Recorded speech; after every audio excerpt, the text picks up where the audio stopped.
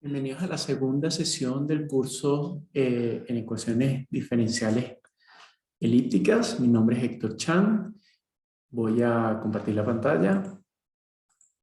Y les recuerdo que al igual que en la sesión anterior, un poco la dinámica consiste en que voy a dar el curso un poco de corrida, como si estuviese dando una clase, y ya queda de parte de ustedes jugar con adelantar, jugar con las velocidades, etcétera, dependiendo de lo que les sea más cómodo. ¿Okay?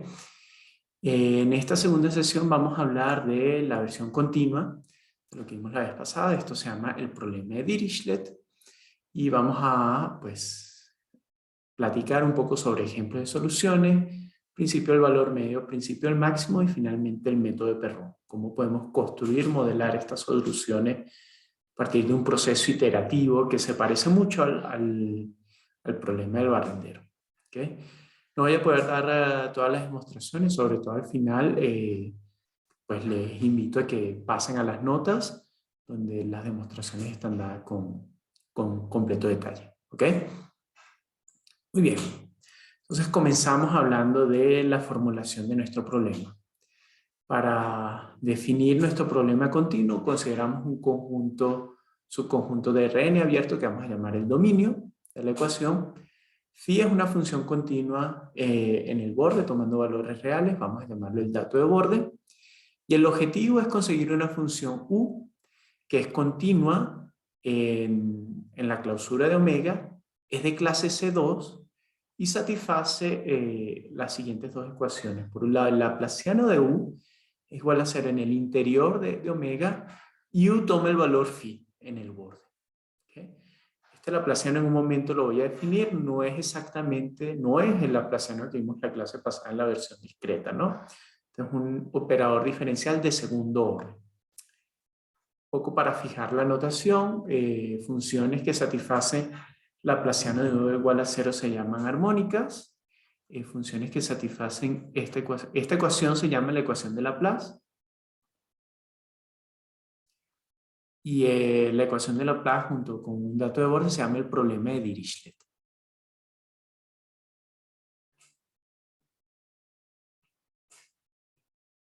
Funciones que en cambio cumplen una desigualdad, por ejemplo, son menores o iguales que 0, se llaman superarmónicas, y funciones que tienen la otra desigualdad se llaman subarmónicas.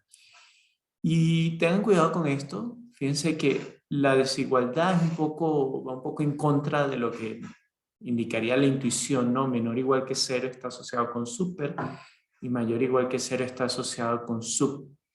Lo que deben pensar es que laplaciano menor o igual que 0 hace que las funciones tiendan a curvarse hacia arriba. O sea, las funciones tienden a ser, en una dimensión, estamos hablando de funciones cóncavas, ¿no? Entonces, el hecho de que se tiendan a curvar de esta forma, pues sugiere un poco la noción de super, ¿no? Y similarmente, pues, funciones cuyas segundas derivadas son positivas en una dimensión son convexas, ¿no? Entonces tienden a curvarse hacia abajo. Entonces eso, por ahí es que va relacionado con la noción de sub. Más adelante vamos a ver el principio de comparación. Otra vez vamos a ver que super y sub está relacionado más con la noción geométrica de la solución que con estas desigualdades que tienen acá. ¿Ok? Muy bien, entonces, ¿qué es laplaciano? Laplaciano, un operador diferencial de segundo orden que puntualmente es la suma de las segundas derivadas de u en las direcciones de tu sistema de coordenadas. ¿Okay?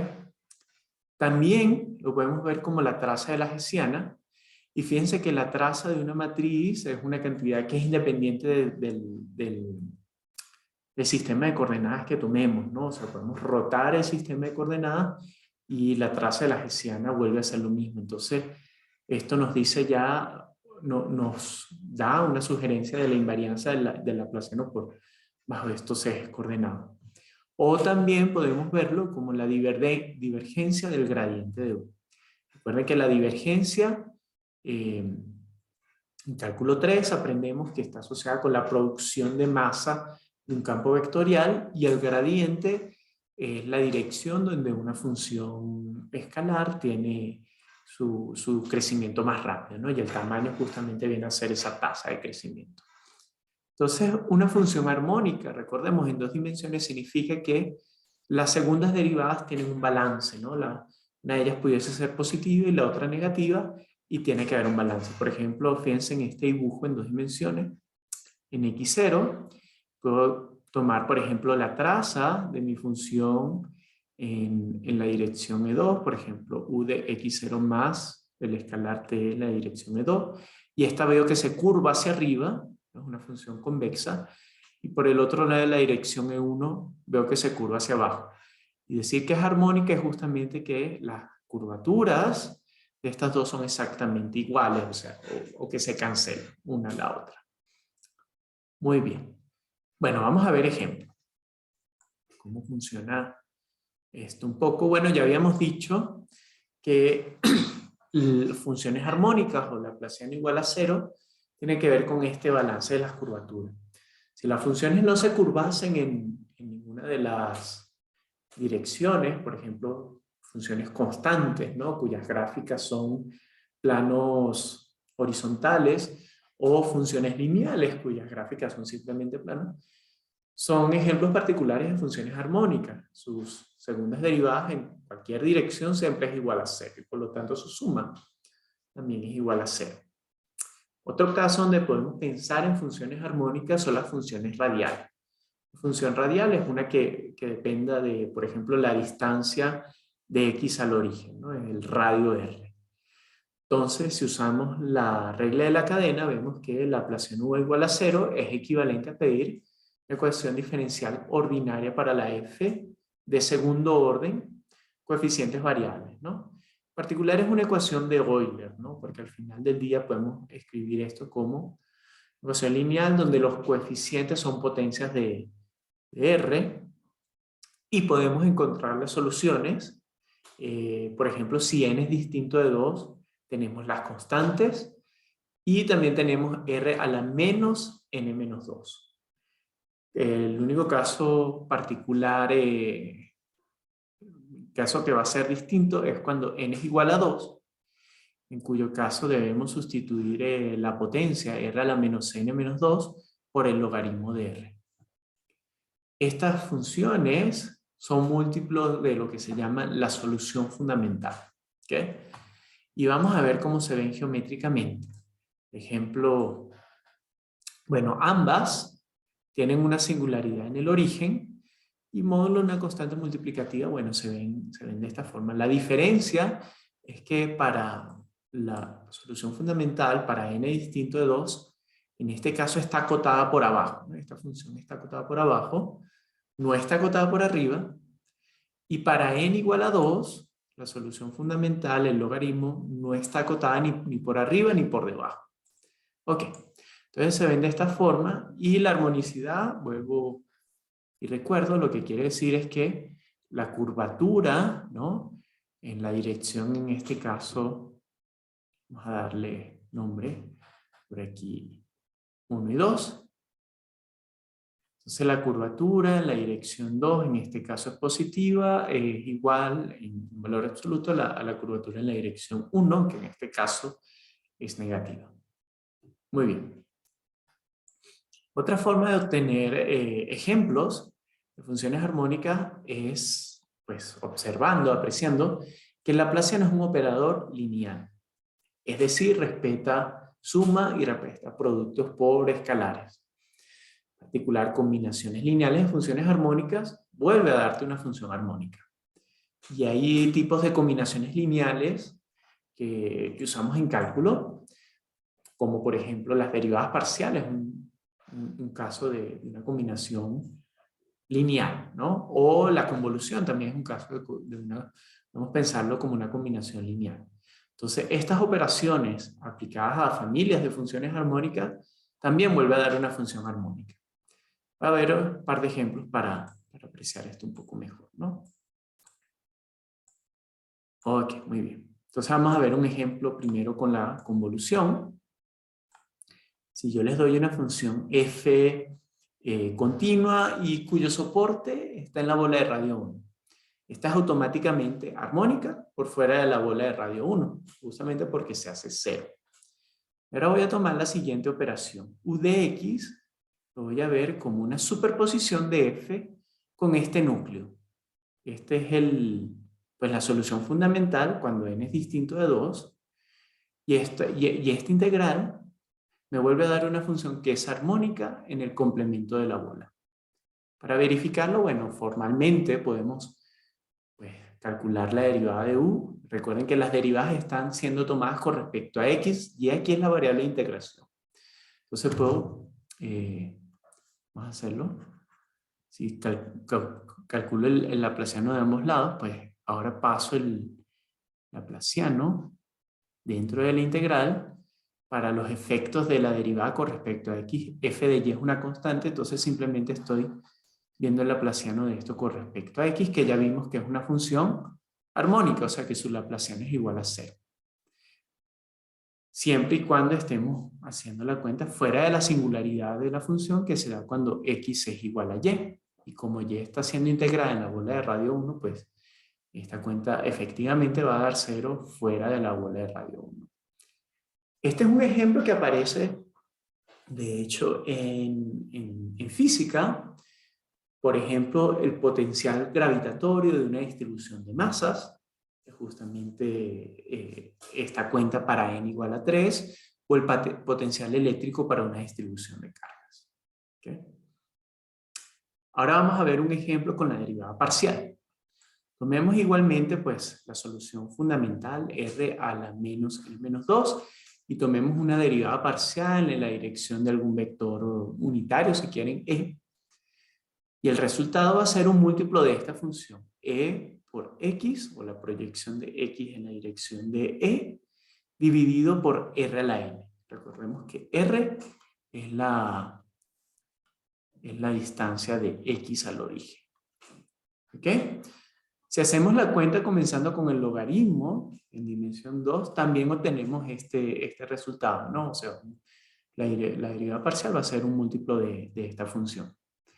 Y vemos que estas funciones son armónicas en Rn menos el origen, y la derivada parcial también va a ser una función armónica en el espacio euclidio menos el origen.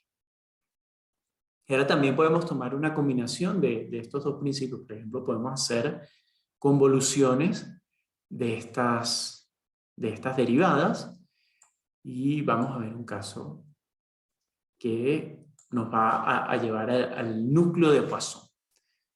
En el semiespacio, por x mayor que 0, es decir, toda la mitad de un espacio euclidio, voy a tomar para y fijo en el borde esta función que está acá. Esta es la función como la anterior, simplemente trasladada a y, ¿no? Que la singularidad ahora aparece en y. Esto es lo mismo. Fíjense que como y está en el borde, e por y es igual a 0. Esto es lo mismo que escribirlo así, ¿no?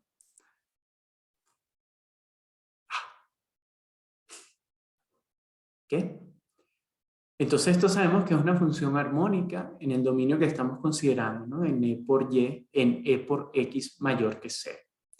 Y si vemos una convolución o una integración de una combinación lineal de estas funciones, vuelve a darnos una función que es armónica en omega. En este caso, u de x. Voy a combinar estas funciones que son armónicas en x con distintos pesos en y, con y variando en el plano por x igual a 0. Y esto vuelve a ser una función armónica en omega. Y si escojo apropiadamente la constante, una constante enfrente, en este caso es 2 dividido por la medida de la esfera en dimensión n, obtengo el siguiente resultado, una fórmula de representación. Es decir, esta cuenta que tenemos acá no solamente es armónica en omega, sino que toma el dato de borde dado por phi de forma continua. ¿Ok? Entonces, esto es una forma de resolver el problema de Dirichlet en un dominio muy especial porque tiene muchas simetrías. Y esta fórmula que está acá, dada en términos de una integral, se llama una fórmula de representación.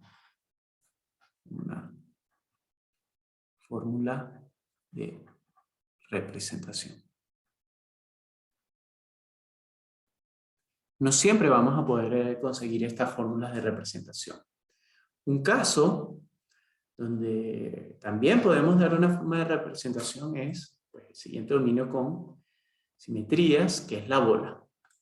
Entonces, omega, por ejemplo, la bola unitaria en Rn, una vez más considero y un punto fijo en el borde de la bola, por acá, y voy a tomar esta función que tiene una singularidad en y se hace cero a lo largo de la esfera, ¿no? de la superficie de la bola, con pues, la única excepción de este punto que está acá.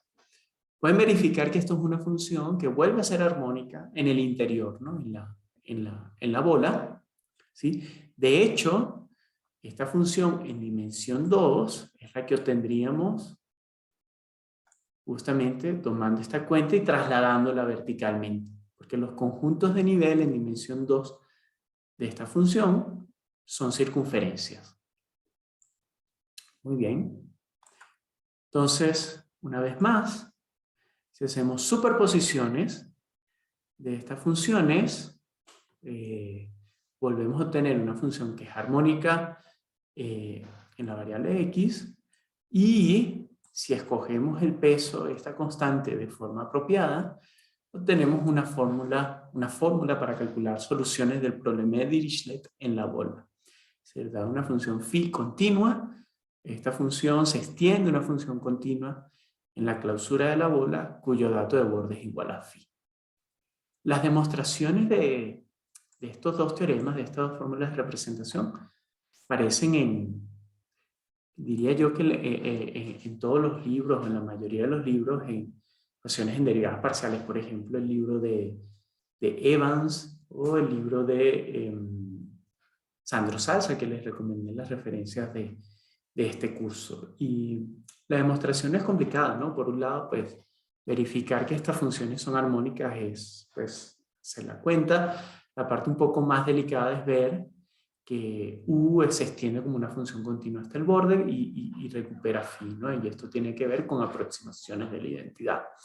Es una cuenta en análisis que hay que hacer y les recomiendo que revisen en las referencias, pero no es lo que quisiera enfocarme hoy en esta clase, ¿no? Lo estoy usando más que todo como un ejemplo de cómo calcular funciones armónicas o cómo resolver el problema de Dirichlet en ciertos dominios con simetría. Y más adelante, pues, voy a utilizar que puedo resolver el problema de Dirichlet en bolas para trabajar con el método de Perron. ¿Okay? Lo siguiente que quisiera traer a colación es la relación que guarda pues, con la clase anterior, que estuvimos viendo problemas discretos. En el caso discreto, el laplaciano era una función que calculábamos en funciones que toman valores en R, cuyo dominio es Z2, ¿no? La retícula. Entonces el laplaciano lo que medía era la discrepancia entre el promedio de U en los nodos adyacentes menos U en el centro. ¿Será que esto guarda relación ahora con esta formulación con segundas derivadas? Lo veamos en dos dimensiones. Hemos dicho justamente que el laplaciano es la suma de las segundas derivadas, ¿no? Y las derivadas siempre podemos entenderlas o definirlas en términos de los cocientes incrementales, ¿no? La primera derivada parcial de U tiene esta representación en términos de esta fracción. Y si iteramos esta idea para calcular la segunda derivada, tenemos una fórmula, un límite en términos de esta diferencia, esta combinación que se llama la diferencia de segundo orden dividido por epsilon al cuadrado. Fíjense geométricamente qué curioso lo que está pasando, ¿no? O sea, aquí estamos viendo a x, y si esta es la dirección 1, entonces estoy comparando x, el valor de u en x, con los valores en x menos epsilon E1 y x más epsilon E1. Y si hago lo mismo en la otra dirección, en E2, también lo estaría comparando con x más epsilon E2, x menos epsilon E2. Y esto es justamente lo que veíamos en la retícula, solamente que ahora estamos considerando una retícula escalada de tamaño epsilon, ¿no? Todas estas instancias son epsilon acá, ¿no? Epsilon, epsilon, epsilon y epsilon. Y al final del día, el laplaciano lo puede escribir como, pues voy a comparar u en y, donde y es x más o menos epsilon es su i, puede ser eso 1 o eso 2, que aquí salen 4 términos, ¿no? Menos 4 veces, ¿no? U en el centro. Entonces, efectivamente me queda en términos de laplaciano discreto, pero en una retícula de tamaño epsilon. Entonces, luego divido entre epsilon al cuadrado y tomo el límite cuando epsilon tiende a 0 y justamente recupero el laplaciano. Entonces, justamente lo que habíamos visto en el caso discreto es lo que apreciaremos microscópicamente en el límite. Y, bueno, un ejercicio que está en las notas y quizás para mí tiene más contenido geométrico es el siguiente, el laplaciano. También podemos verlo como tomar el promedio en la bola de radio epsilon centrada en x de u, perdón, aquí quise decir la esfera, de u menos el valor en el centro. Tomo, divido entre epsilon al cuadrado y mando epsilon a 0 y esto, módulo una constante multiplicativa que depende de la dimensión me va a dar el laplaciano en el centro. Es justamente lo que estábamos viendo acá, ¿no? En el caso discreto, el laplaciano de u es el promedio de u en los nodos adyacentes menos u en el centro. Les queda este ejercicio. Pista o sugerencia, utilicen la expansión de Taylor de segundo orden. Y vean que van a haber algunas cancelaciones chéveres gracias a la paridad de ciertos integrandos.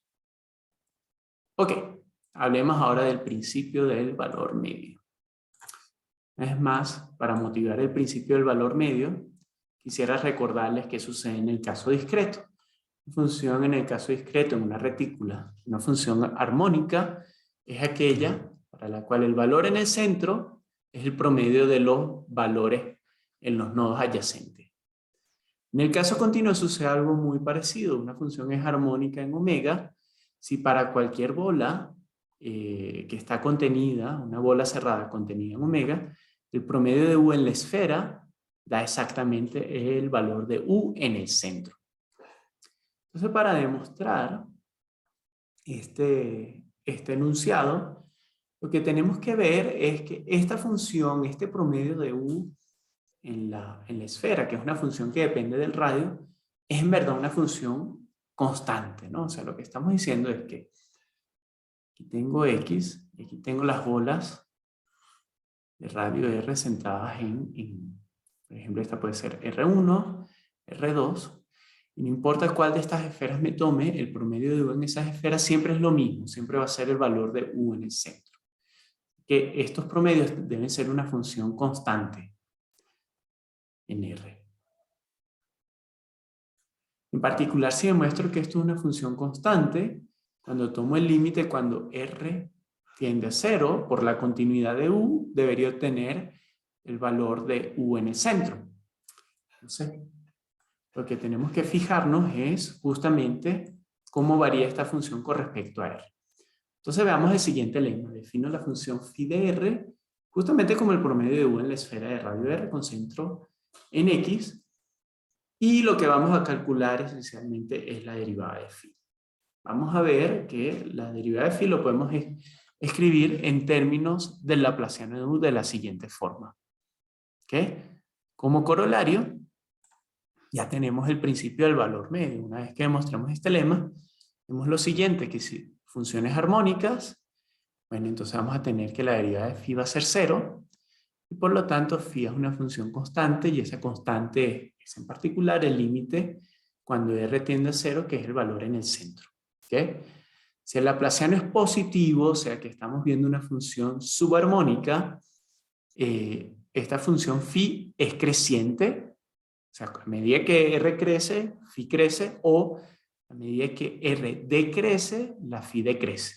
¿Okay? Entonces la phi decrece al valor que toma en el límite cuando r tiende a 0, que es u de x, y de forma análoga, si el laplaciano es no positivo, si estamos viendo una función superarmónica, entonces phi crece a u de x cuando r decrece a 0. ¿Okay? Y esto otra vez, geométricamente, es consistente con esta idea de que las funciones subarmónicas tienden a curvarse de esta forma, ¿no? Entonces estamos viendo que el promedio, ¿no? Aquí de la función en la esfera, ¿no? Me va a dar un valor que está por encima del valor en el centro. ¿Okay? Y esto de cierta forma debería, pues nos recuerda la definición de las funciones convexas. ¿Okay? Bueno, nos queda por demostrar este lema. Vamos a eso. Aquí está la demostración. Entonces es una cuenta lo que tenemos que hacer. Y la cuenta es cómo sigue, ¿no? Vamos a primero escribir phi, que es justamente este promedio. Esto es en la bola de radio X. Aquí pudiese escribir el centro también, pero bueno, cualquiera de estas bolas en cualquier centro, siempre que tengan el mismo radio, pues tienen la misma medida, ¿no? Entonces vamos a dejarlo así. Y ahora voy a hacer un cambio de variables, ¿no? Voy a integrar en la esfera unitaria, y ahora en vez de ver u de y, voy a tomar x más r teta, ¿no? O sea que esto es ahora un vector aquí que pertenece a la esfera de radio r con centro en x, ¿no? Y el determinante de la jacobiana justamente se cancela, viene a ser r a la n-1, que se cancela con la medida, ¿no? Aquí esto es la medida de la esfera de radio 1 por r a la n-1. Entonces simplemente me queda el promedio en la esfera de radio 1. Esto es conveniente porque ahora la variable r solamente aparece aquí en el integrando, ¿no? Antes aparecía en dos lugares, ¿no? En el dominio de integración y aquí como este denominador. Aparece en dos lugares, ahora aparece solamente en uno. Y el dominio de integración es fijo, no depende de r. Cuando tomamos la derivada, simplemente vamos a pasar la derivada adentro y nos queda esta expresión, ¿no? Y una vez más, si hacemos otro cambio de variables, si devolvemos el cambio de variables, nos va a quedar el promedio de la derivada de u por el vector normal en la esfera de radio r con centro en x. Y esta cuenta, pues, la podemos convertir a una integral en la bola usando el teorema de la divergencia. ¿Okay?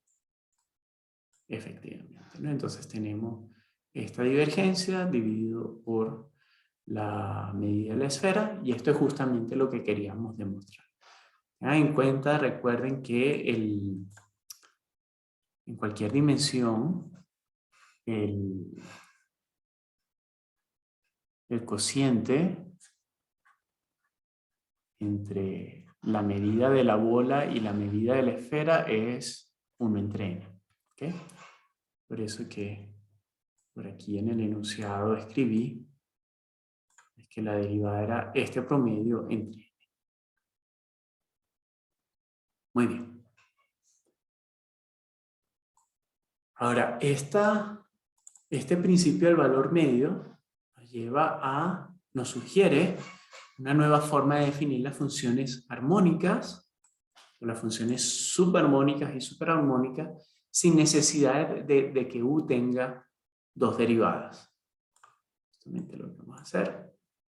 Vamos a redefinir armonicidad.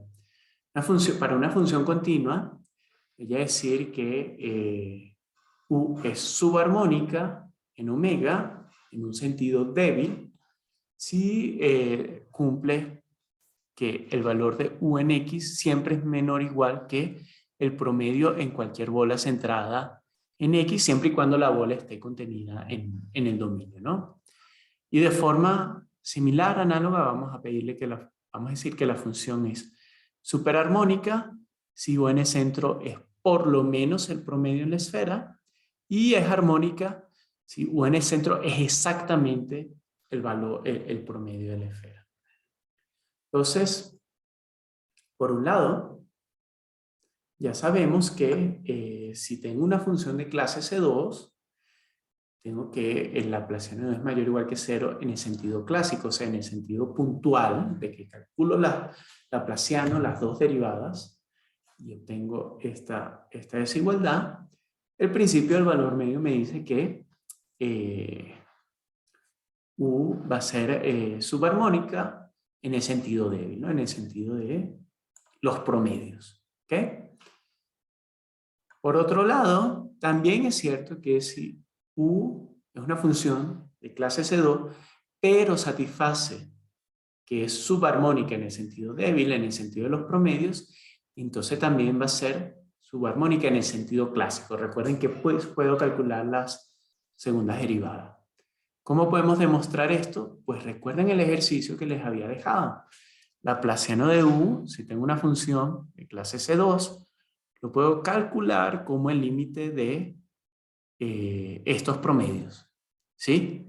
Entonces, si U es subarmónica en el sentido débil, estos promedios siempre van a ser positivos.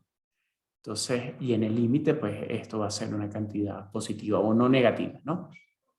Entonces, esto justamente es lo que demuestra esta implicación. Y quizás un poco más sorprendente es la consistencia, ¿no? Y esto se va a satisfacer para funciones que son exactamente armónicas, ¿no? Una función continua que es exactamente armónica en el sentido débil, es decir, que para cualquier punto U en X es el promedio de cualquier bola que esté centrada en X, es automáticamente de clase C2, y por lo que vimos anteriormente, bueno, tengo una función de clase C2 que satisface esto en el sentido débil, entonces también es armónica en el sentido clásico. Muy bien, vamos a ver la demostración. Esto se llama el lema de Weyl. Y para hacer la demostración vamos a tomar las convoluciones, ¿no? Voy a tomar primero una función phi, la voy a tomar radial, es decir, que es simétrica por rotaciones. Voy a tomar la no negativa y cuya integral en Rn o en B1 es lo mismo, sea igual a 1. Y luego defino estos rescalamientos que preserven la medida, ¿no? O sea, achico el dominio por un factor epsilon y luego estiro verticalmente por un factor epsilon a la menos n. Entonces esto justamente hace que me preserve la integral, ¿no? La integral de phi epsilon vuelve a ser igual a 1. Cuando hago convoluciones con estas funciones, lo que estoy es aproximando la identidad o la unidad de la convolución. Esto aproxima lo que llamamos la distribución delta de Dirac. ¿Okay? ¿Qué sucede?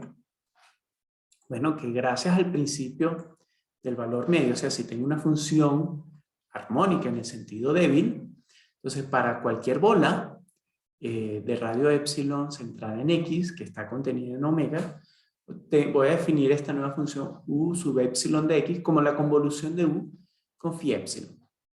¿Okay? Entonces, esta es una cuenta que por la simetría radial de phi, pues puedo calcular en coordenadas polares, ¿no? De la siguiente forma: va a ser el promedio de U en una esfera y luego esto lo voy promediando en función de phi. Pero como U tiene el principio, satisface el principio del valor medio, cada una de estas cuentas U de X, y la integral de phi igual a 1 hace que esta cuenta final sea u de x. Entonces la convolución de u, usando estos pesos, estas modificaciones, vuelve a ser u. Una propiedad importante de la convolución es que siempre suaviza el producto, ¿no? La convolución. Si tengo una función, por ejemplo, uno de los factores f es de clase C1, entonces la convolución es automáticamente, tiene la regularidad de su mejor factor, ¿no? De f en este caso. O si f fuese de clase C2, entonces la convolución es de clase C2. En este caso estamos pidiendo que phi, podemos pedir que phi sea una función suave. Entonces, esta convolución, u sub epsilon, va a ser una función tan suave como phi, o sea, de clase C infinito. Por en particular, u, que es igual a u epsilon, es de clase C2, y bueno, satisface la Laplaciano de u igual a 0 en el sentido clásico, en el sentido puntual. Muy bien. Ahora vamos a pasar a otro tema, también muy importante, que es el principio del máximo. ¿Okay? Principio del máximo, recuerden que también tenía un análogo en la clase anterior para funciones discretas y decía algo similar a lo que tenemos escrito acá. Tenemos un dominio acotado y el hecho de que sea acotado es importante. Podemos conseguir contraejemplos, si no, y una función que es continua en la clausura omega, que es además subarmónica. ¿Okay? Las segundas derivadas tienden a ser positivas, ¿no? Esto tiende a ser como una función convexa. Entonces, si u es menor o igual que 0 en el borde, u tiene que ser necesariamente menor o igual que 0 en omega. Es decir, que este dibujo que estamos viendo acá, esto es una contradicción, esto es imposible, ¿no? El hecho de que el laplaciano de u sea mayor o igual que 0 en omega es incompatible con el hecho de que u atraviese a 0.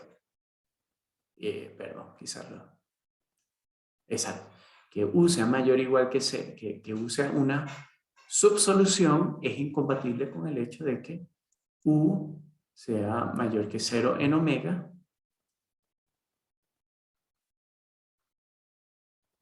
y u sea menor o igual que 0 en el borde.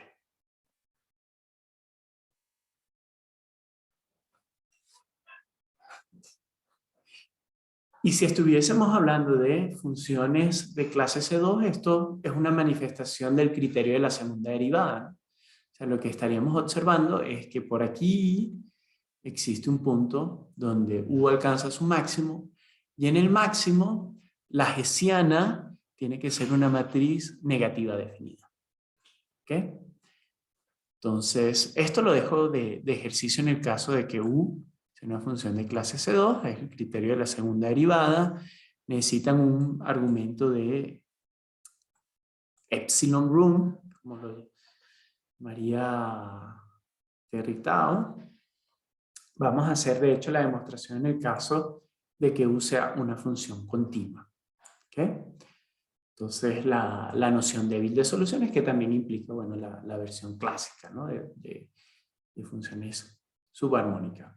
Entonces, vamos a proceder por contradicción. Vamos a ver qué pasa si el supremo de u en omega fuese un número positivo. Vamos a considerar el conjunto donde u es igual a m. Y recordemos que como es una función continua, este conjunto es cerrado, ¿no? Está contenido en omega, porque sabemos que en el borde de omega la función u es menor o igual que 0, ¿sí? Y no puede ser igual a omega, pues justamente porque la función es continua hasta el borde. ¿Okay? Entonces, esto implica que existe un punto en el borde y que además puedo meter una bola alrededor de ese punto X estrella. ¿Okay? Como este dibujo que tengo acá. Y ahora vamos a ver que esto implica que también esta bola está contenida en Y. Pero eso sería una contradicción porque X está en el borde de omega. Y esto estaría diciendo que entonces X debería estar en el interior.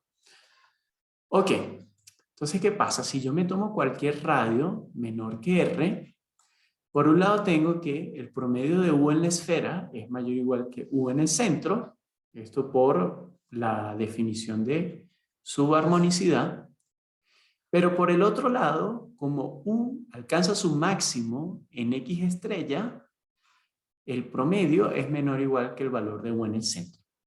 Esto quiere decir que los valores de U en la esfera son exactamente el valor de U en el centro. Esto quiere decir que la esfera de radio ρ también, todos los puntos en la esfera de radio ρ también satisfacen U igual a M, y esto implica, como el radio ρ es arbitrario, que la bola completa está contenida en el conjunto U igual a M. Y esta es la contradicción que estábamos persiguiendo. Muy bien. Entonces esto es como la versión, esencialmente también es una versión del criterio de la segunda derivada. ¿Okay? Muy bien. Quisiera dar ahora algunas consecuencias del principio del máximo.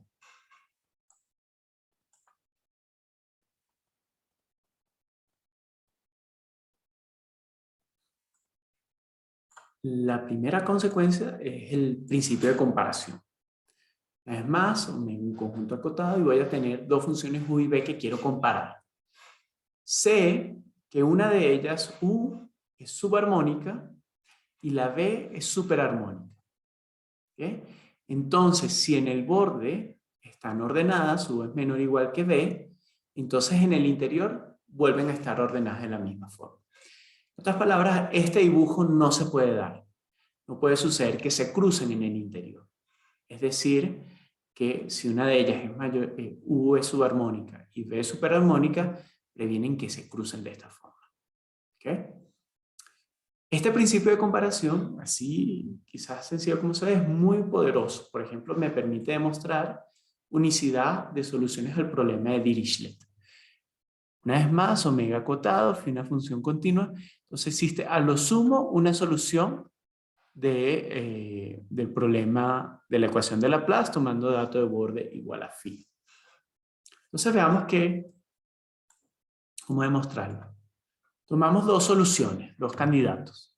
Entonces la diferencia, pueden verificar que va a ser una función armónica en el sentido débil, de hecho, bueno, y que además se hace cero en el borde.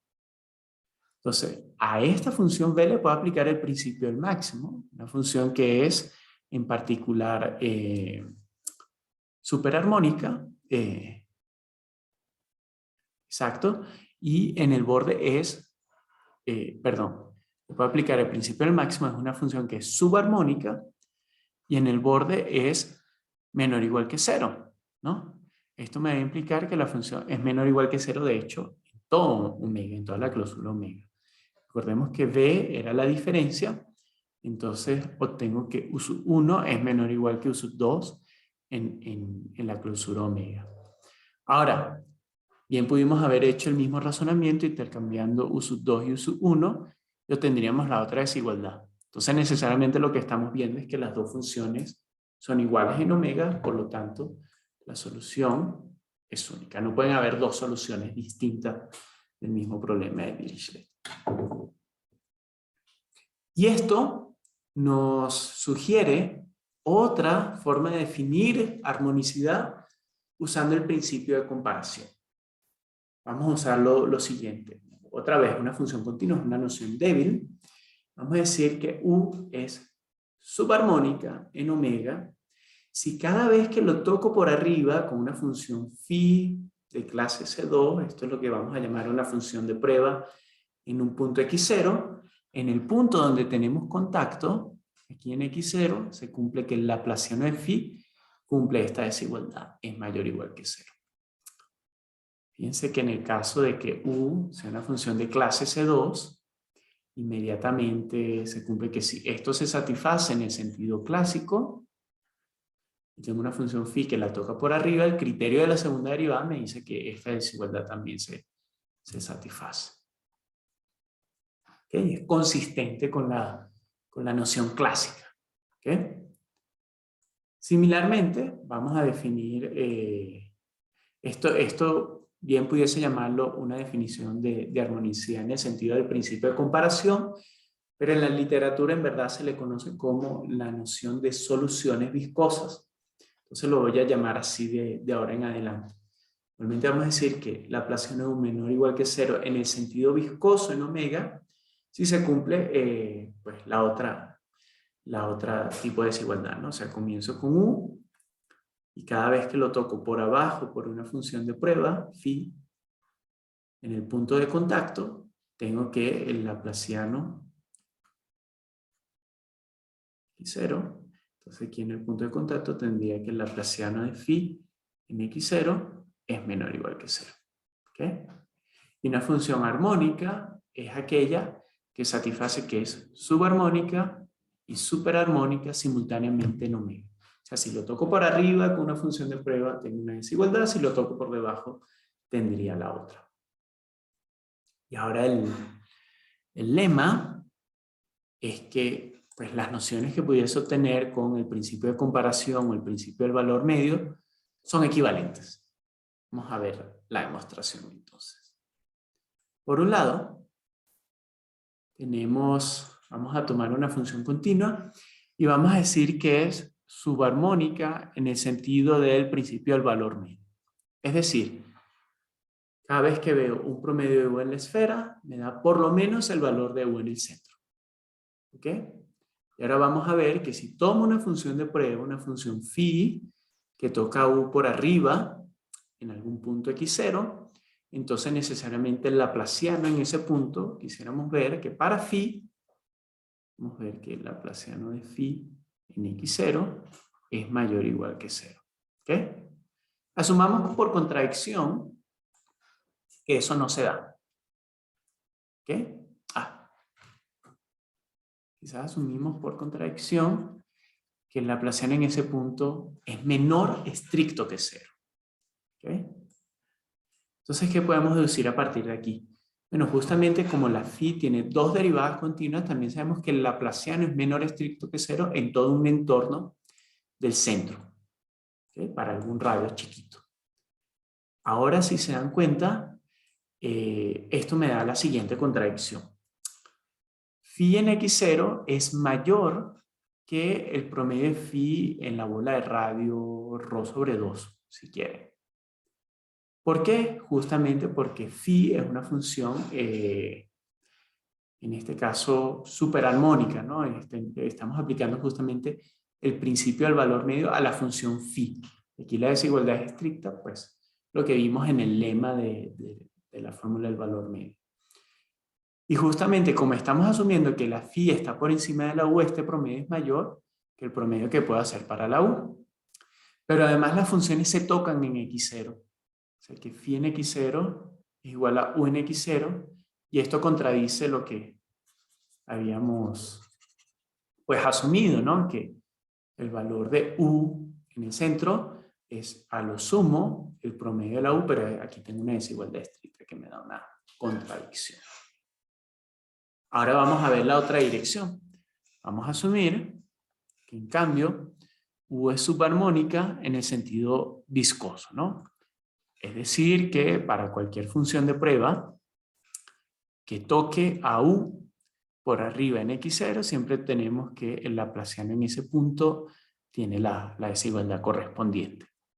Entonces asumimos otra vez por contradicción que por ahí se encuentra un punto donde u en x0 es mayor estricto que el promedio en una de las bolas. ¿Okay? Esto contradice la noción de subarmonicidad en este sentido del principio del valor medio. Y vamos a ver cómo construir ahora una función de prueba que contradiga esta noción en el sentido viscoso, ¿no? Voy a tomar primero esta función phi que resuelve el problema de Dirichlet en la bola de centro x0 y radio r, extendiendo a los valores de u en la esfera. Y esto sabemos que lo podemos calcular gracias, por ejemplo, al núcleo de Poisson. Por eso es que insistí en este ejemplo al principio de la clase. ¿Okay?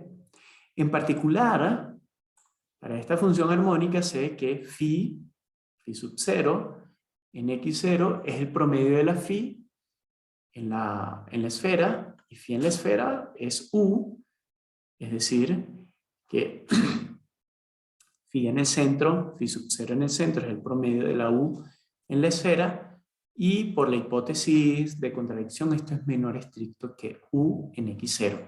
Es decir, que entre estas dos funciones acá hay un salto positivo, que voy a llamar d. ¿Ok? Entonces ese salto lo llamo d, aquí está ilustrado igualmente. Y ahora voy a definir una nueva función phi sub 1, que es simplemente agarro phi sub 0, la traslado hacia arriba, esta cantidad d, o sea que ahora aquí coinciden tanto la u como la phi sub 1, y ahora aquí tengo un poquito de espacio en la esfera, en el borde, para doblar de alguna forma la función phi sub 0, usando una parábola de esta forma. Entonces dense cuenta de lo siguiente. Esta función phi sub 1 ahora es mayor o igual que u en el borde, ¿sí?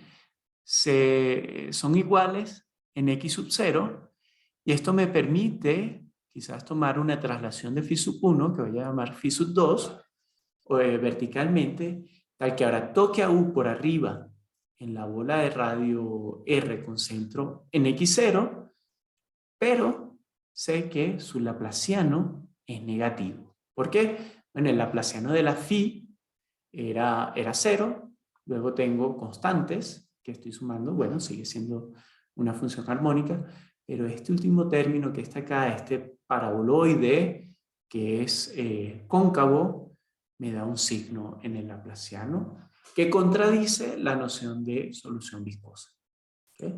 Recuerden que la noción de solución viscosa, siempre que toco a la función por arriba con una función suave, debo tener que la desigualdad es mayor o igual que 0, no menor estricto. Muy bien. Teniendo estas ideas en mente, ahora quisiera comentar sobre la demostración de la existencia unicidad de soluciones. Los detalles están en las notas, y esto se llama el método de Perron.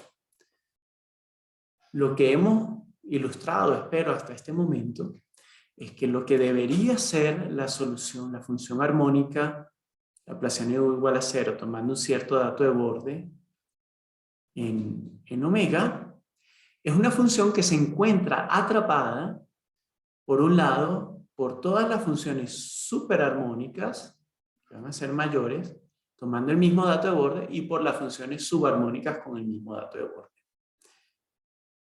Entonces, esto sugiere que yo puedo construir la solución quizás de esta ecuación tomando un envolvente superior para todas las funciones subarmónicas que en el borde estén mayorizadas por phi, o equivalentemente puedo tomarle envolvente inferior de una familia de funciones superarmónicas que tomen el dato de borde phi.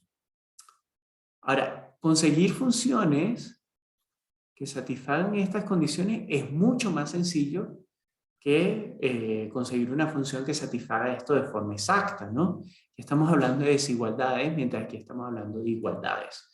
Entonces esto es un problema mucho más flexible, ¿no? de manejar.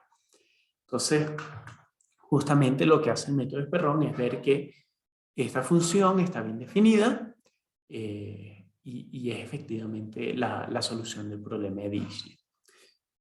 Tengan en cuenta que aquí hay dos obstáculos, a simple vista van a darnos un poco de problema.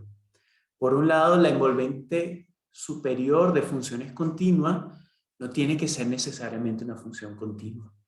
Es de hecho lo que se llama una función semicontinua por arriba.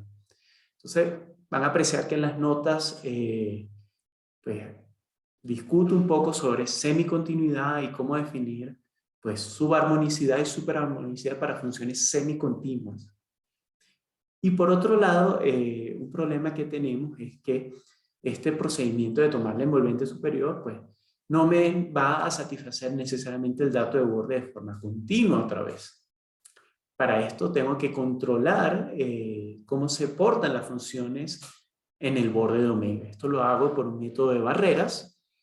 Para poder implementar este método de barrera, necesito una hipótesis de regularidad en el borde omega.